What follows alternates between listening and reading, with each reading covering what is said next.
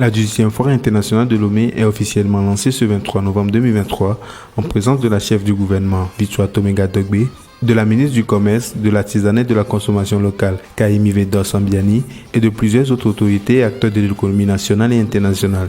Axée sur la connexion des marchés, cette édition se tiendra sur une période plus réduite que l'accoutumée.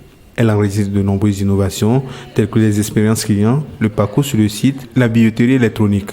Parlant de la grande innovation, nous avons la création du supermarché Togomol. Une nouvelle expérience vous est offerte avec un nouveau portail Internet dynamique accessible sur tous les supports, ainsi que la vente des tickets accessibles sur 3 plateformes partenaires et sur l'application mobile du CETEF. Je tiens à signaler en particulier la mobilisation exceptionnelle que nous attendons du personnel des administrations publiques et du secteur privé. 4 nouveaux parkings ont été créés pour permettre à tous de visiter la foire sans se poser de questions. La 18e Foire internationale de Lomé nous offre l'opportunité de réfléchir sur les mécanismes à mettre en œuvre pour connecter davantage les marchés en vue d'assurer une croissance pérenne et résiliente de nos économies affectées par de multiples crises.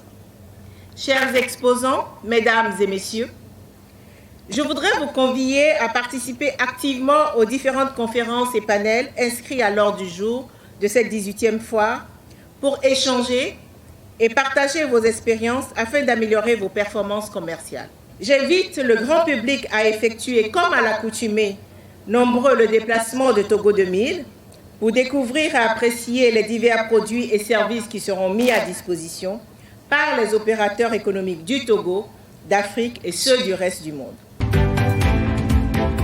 Le conseil d'administration du groupe de la Banque africaine de développement a approuvé mercredi 22 novembre 2023 à Abidjan l'octroi d'un prêt de 86,89 millions d'euros au Sénégal pour développer une zone de transformation agro-industrielle dans le nord du pays. Le projet vise d'une part à améliorer les capacités de transformation industrielle des produits agro-silvopastoraux et halieutiques et des services connexes et d'autre part à augmenter durablement les revenus et la sécurité alimentaire pour les ménages. La Banque mondiale vient de conclure 3 accords de financement d'un montant global de 930 millions de dollars avec le Cameroun pour les secteurs de l'énergie, du transport, de la décentralisation et de la gouvernance locale. La cérémonie de signature de ces accords s'est déroulée le 20 novembre 2023 à Yaoundé. Binance, la plus grande plateforme d'échange de crypto-monnaies au monde, ainsi que son PDG Changpeng Zhao sont poursuivis aux États-Unis pour blanchiment et détournement d'argent. Pour sauver son entreprise, le patron de Binance démissionne après avoir trouvé un accord avec la justice américaine. Actuellement résident aux Émirats arabes unis, Changpeng Zhao a accepté de plaider coupable et d'abandonner son poste. Binance va également payer une amende de 4,3 milliards de dollars pour mettre fin à l'ensemble des poursuites. C'est une équation budgétaire délicate, Salomé.